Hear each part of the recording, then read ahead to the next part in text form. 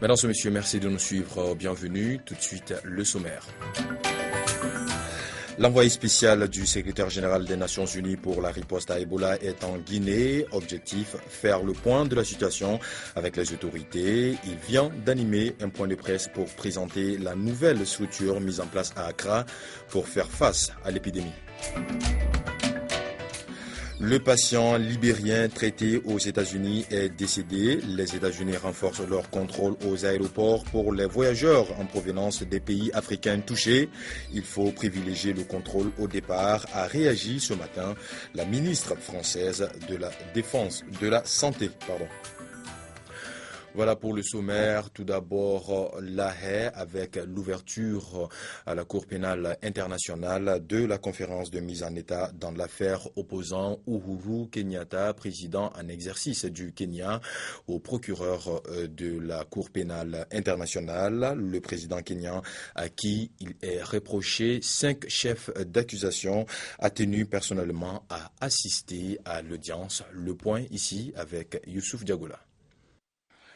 Une longue journée de bataille procédurale entre le bureau de la procureure et la défense. De très longues heures, toute la matinée, à faire valoir les arguments. Nous sommes dans une impasse. Le gouvernement kenyan ne veut pas nous donner ce que nous demandons, déclare le représentant du procureur au cours de l'audience pour officiellement faire reconnaître à la Cour que le Kenya ne respecte pas ses obligations légales et justifier ainsi sa demande de nouveau report, faute de preuves suffisantes. Cette affaire a échoué. Elle a échoué à un tel point qu'il n'y a plus la moindre possibilité d'aller de l'avant, soutient l'avocat de M. Kenyatta qui lance au juge sous le regard de la procureure Fatou Bensouda. Si l'accusation ne le fait pas elle-même, vous devez intervenir et mettre un terme à ces poursuites. L'audience de mercredi, dite de mise en état, a examiné la requête de report de l'accusation ainsi que la demande de la défense d'abandonner les poursuites. Elle a été levée sans fixer la date à laquelle une décision sera rendue. Pour une position commune des négociateurs ouest-africains sur le climat à la conférence des partis COP20 à Lima, au Pérou. C'est l'ordre du jour d'un atelier ouvert ce mercredi à Bamako, au Mali. La rencontre organisée par le SILS et la CEDEAO vise à un renforcement de capacité. Le compte rendu ici avec Djibrila Maïga et Daouda Doumbia. La 20e conférence des parties à la Convention cadre des Nations Unies sur le changement climatique aura lieu cette année du 1er au 12 décembre à Lima, la capitale du Pérou. En prélude à cette rencontre, qui réunira plus de 3000 invités, le SILS et la CEDEAO organisent cet atelier qui vise à élaborer une position commune de négociation. L'objectif de cette rencontre ici, informer donc les négociateurs de la sous-région SILS-CEDEAO sur les points d'intérêt et les enjeux de processus de négociation de Lima jusqu'à Paris où il y aura un nouvel accord sur les changements climatiques.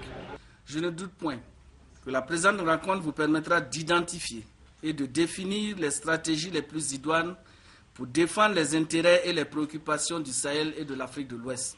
Il s'agira aussi au cours de cette rencontre de décrypter les enjeux techniques et économiques des négociations, de comprendre les rapports de force géopolitiques et de bâtir des alliances stratégiques.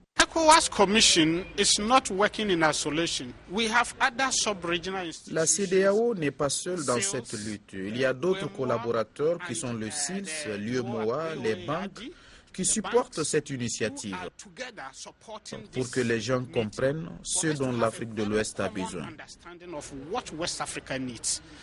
Cet espace doit offrir un meilleur cadre d'échange, a noté la représentante du ministère malien de l'Environnement, qui a également invité les participants à aller en rang serré. Vous devez, au sortir de cette rencontre, avoir non seulement des positions communes sur les points de négociation d'intérêt pour notre sous-région, mais aussi dégager une stratégie pour une bonne conduite des négociations depuis Lima jusqu'à Paris, afin d'inviter la communauté internationale à mieux prendre en compte les préoccupations de l'Afrique dans les prises de décision relatives à la question du climat. Cet atelier, qu'abrite la capitale malienne, se déroulera du 8 au 10 octobre avec comme point d'orgue les négociations internationales sur le climat. Une mission spéciale de riposte à Ebola. L'initiative est du système des Nations Unies.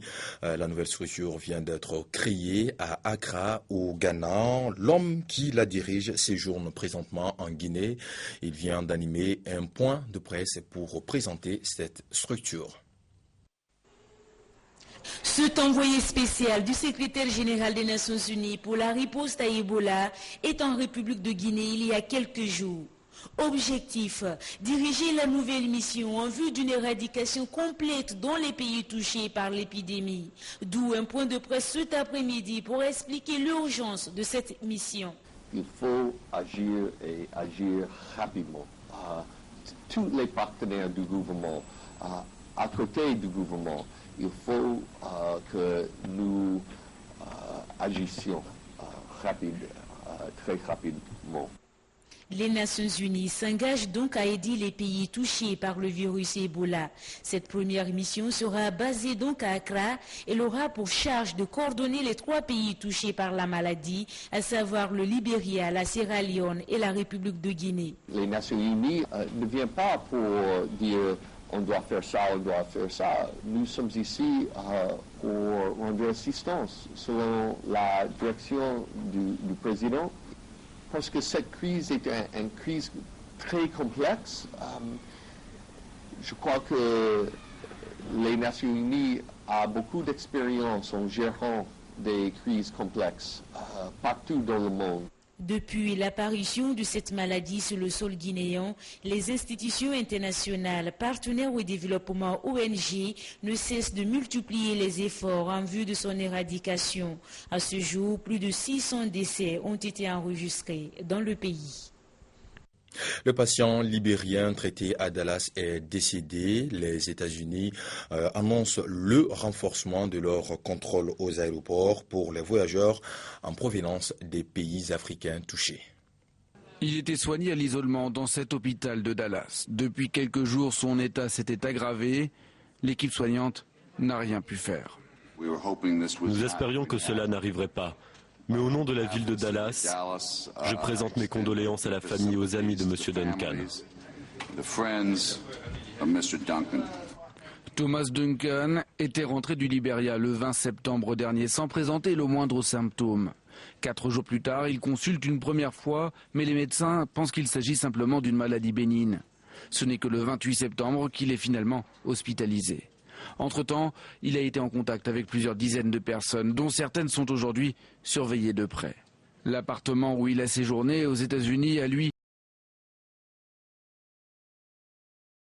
atteint d'Ebola, mort sur le sol américain. Et même si les autorités se veulent rassurantes, plusieurs hôpitaux américains se préparent à l'éventualité de recevoir des patients atteints du virus. Exemple, à New York. Nous faisons tout ce que nous pouvons et nous pensons que nous sommes hors de danger. Les États-Unis veulent renforcer les contrôles dans les aéroports. À partir de la semaine prochaine, les voyageurs en provenance du Libéria, de Sierra Leone et de Guinée devront systématiquement passer sous un scanner thermique à leur arrivée aux États-Unis. Des milliers de personnes dans la rue au Mexique pour réclamer justice après la disparition de 43 étudiants probablement assassinés dans leur collimateur, le gouverneur de l'État de Guerrero et la police locale. Ils dénoncent une affaire d'État. Depuis l'État du Guerrero, où les étudiants ont disparu, jusqu'à la capitale du pays, tous n'ont qu'un seul mot à la bouche, justice, afin que toute la vérité soit faite sur cette affaire. Justice à Ayotzinapa. Nous voulons qu'il soit retrouvé vivant, que l'impunité se termine au Mexique. C'est ce que nous allons demander au Mexique. Nous voulons que les coupables payent pour ce qu'ils ont fait. Je viens ici pour soutenir l'État de Guerrero, pour soutenir les familles et leur dire que nous sommes avec elles. Que les jeunes se battent pour mettre un terme à ces injustices. L'indignation s'est accrue après la diffusion d'informations faisant état de liens possibles entre le maire d'Iguala et les narcotrafiquants de Guerreros Unidos. Disparu depuis plusieurs jours, il est actuellement recherché par la police. Le gouvernement, qui aurait eu connaissance de ces liens selon les manifestants, est directement mis en cause. alors que l'enquête des forces fédérales est au point mort. Amnesty International demande des résultats concrets au président mexicain. Nous n'avons que faire du fait que le président de la République sorte pour regretter les faits. Il est le chef de l'État mexicain et au-delà de ses regrets, nous voulons des résultats, des actions de sa part, car il n'y a pas eu d'action concrète en ce sens. Les 28 corps découverts la semaine dernière aux alentours d'Iguala sont toujours en cours d'identification. Au Proche-Orient, la situation s'est embrasée hier sur l'esplanade des mosquées. Des dizaines de jeunes Palestiniens se sont opposés aux forces de l'ordre israélien. Bilan, une vingtaine de personnes blessées. Les images parlent d'elles-mêmes. L'intervention se veut une nouvelle fois musclée. À l'aide de projectiles en caoutchouc et d'engins détonnants, les forces de l'ordre israéliennes repoussent de jeunes Palestiniens réfugiés à l'intérieur de la mosquée Al-Aqsa.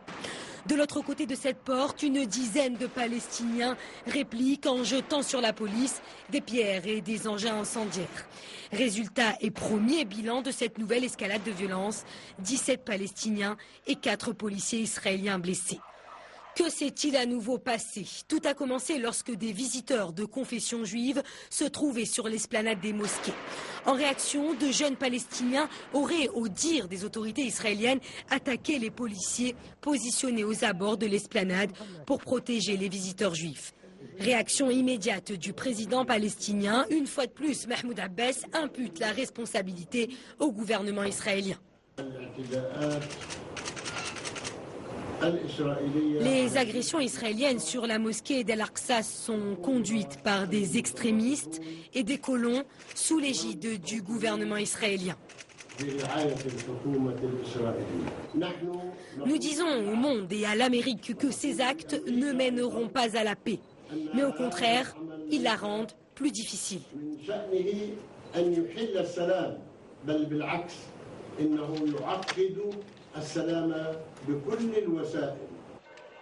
Ce genre d'incident est presque devenu monnaie courante. Mais depuis quelques mois, ils sont devenus encore plus réguliers et plus violents. L'esplanade qui réunit la mosquée Al-Aqsa et le Dôme du Rocher est le 3e lieu saint de l'islam. Les juifs sont autorisés à s'y rendre, mais sous certaines restrictions. Ils n'y ont notamment pas le droit de prier. Le sort de Kobané toujours en question. La ville kurde située au nord de la Syrie reste assiégée par les djihadistes de l'organisation État islamique. Selon le Pentagone, les frappes aériennes de la coalition formée par les États-Unis ne sont pas assez suffisantes pour stopper les djihadistes. De la frontière, les militaires turcs observent la bataille de Kobané. Les faubourgs de cette ville kurde de Syrie ont été une fois de plus bombardés par les avions de la coalition internationale pour tenter de repousser les combattants de l'organisation de l'État islamique. Mais les États-Unis, principal acteur dans les bombardements, reconnaissent que les frappes seules ne permettront pas de sauver Kobané. Quand nous sommes allés là-bas et que nous avons dit que ce serait un long combat et que nous avons dit que des frappes aériennes seules ne suffiraient pas à régler le conflit, nous le pensions vraiment. Pour le Pentagone, il faudrait des troupes compétentes, des rebelles syriens ou des forces gouvernementales irakiennes pour parvenir à vaincre l'offensive des djihadistes. Le Pentagone où s'est justement rendu Barack Obama. Le président américain s'est contenté de rappeler que la situation restait très difficile. Ce n'est pas quelque chose qui va être résolu du jour au lendemain. La bonne nouvelle, c'est qu'il y a un large consensus, pas seulement dans la région, mais dans le monde entier, pour dire que l'organisation de l'État islamique est une menace pour la paix mondiale et que leur comportement barbare doit être rejeté. Selon le commandement américain chargé du Moyen-Orient et de l'Asie centrale, les milices kurdes continuent de contrôler la majeure partie de la ville et de résister aux djihadistes. Mais la question que tous se posent, c'est pour combien de temps encore ? C'est tout pour Afrique Midi. Merci de l'avoir suivi. Restez en notre compagnie. Nos programmes continuent. À très bientôt sur notre chaîne. Au revoir.